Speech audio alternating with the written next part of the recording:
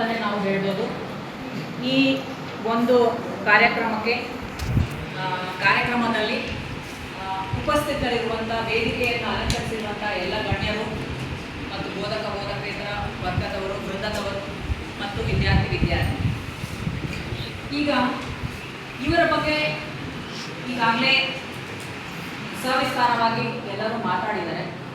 ಇವರ ಅವಧಿ ಯಾವಾಗ ಏಪ್ರಿಲ್ 5, 1908 1986ವರೆಗೂ ಇವರ ಒಂದು ಜೀವಿತಾವಧಿ ಇದ್ದು ಅನ್ನೋದು ನಮಗೆ ಗೊತ್ತಿದೆ. ಇವರು ತಮ್ಮ ಜೀವಿತ ಅವಧಿಯಲ್ಲಿ ಏನೇನು ಶಿಕ್ಷಣವನ್ನು ಪಡೆದರು, ಏನೇನು ಎಕ್ಸ್ಪೀರಿಯನ್ಸಸ್ನ ಅವರು ಒಳಗೊಂಡರು, ಏನೇನು ಸುಧಾರಣೆಯನ್ನು ತಂದರು, ಅವರು ರಾಜಕೀಯ ಮುಖಂಡರು ಆಗಿದ್ದರು, ಸಾಮಾಜಿಕ ಸುಧಾರಕರು ಆಗಿದ್ದರು ಅನ್ನೋದೆಲ್ಲ ನಮಗೆ ಗೊತ್ತಿದೆ. ಸೊ ಅದರಲ್ಲೂ ಕೂಡ ಡಿಪ್ರೆಸ್ಡ್ ಕ್ಲಾಸಿಗೆ ಅವರು ತುಂಬಾ ಕೊಡುಗೆಯನ್ನು ನೀಡಿದ್ದಾರೆ ಅನ್ನೋದನ್ನು ಕೂಡ ನಾವು ಗಮನಿಸಿದ್ವಿ. ಸೊ ಅವರು ರಾಜಕೀಯದಲ್ಲಿ ಅನೇಕ ಖಾತೆಗಳನ್ನು ಅವರು ಪಡೆದಿದ್ರು. ಅನೇಕ ಖಾತೆಯ ಸಚಿವರಾಗಿದ್ದರು. ಅನೇಕ ಖಾತೆಯ ಸಚಿವರಾಗಿ ಮೇಡಮ್ ಅವರು ಹೇಳಿದ್ರು, ಲೇಬರ್ ಖಾತೆ, ಇಂಡಸ್ಟ್ರಿಯಲ್ ಖಾತೆಗೆ ಅವರೇನೋ ಕಾಂಟ್ರಿಬ್ಯೂಷನ್ ಮಾಡಿದರು. ಸರ್ ಹೇಳಿದ್ರು ಮತ್ತೆ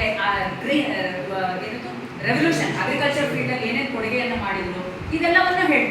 ಸೊ ಮುಖ್ಯವಾಗಿ ಅವರನ್ನು ನಾವು ಸೋಷಿಯಲ್ ರಿಫಾರ್ಮರ್ ಅಂತ ಯಾಕೆ ಕರೆದ್ವಿ ಅಂತಂದರೆ, ಮುಖ್ಯವಾಗಿ ಅವರು ಫೋಕಸ್ ಮಾಡಿದಂಥ ಒಂದು ವರ್ಗ ಅಥವಾ ಅವರು ಫೋಕಸ್ ಮಾಡಿದಂಥ ಒಂದು ಗ್ರೂಪ್ ಯಾವುದಂದ್ರೆ ಮಾರ್ಜಿನಲೈಸ್ಡ್ ಗ್ರೂಪ್ ಅಥವಾ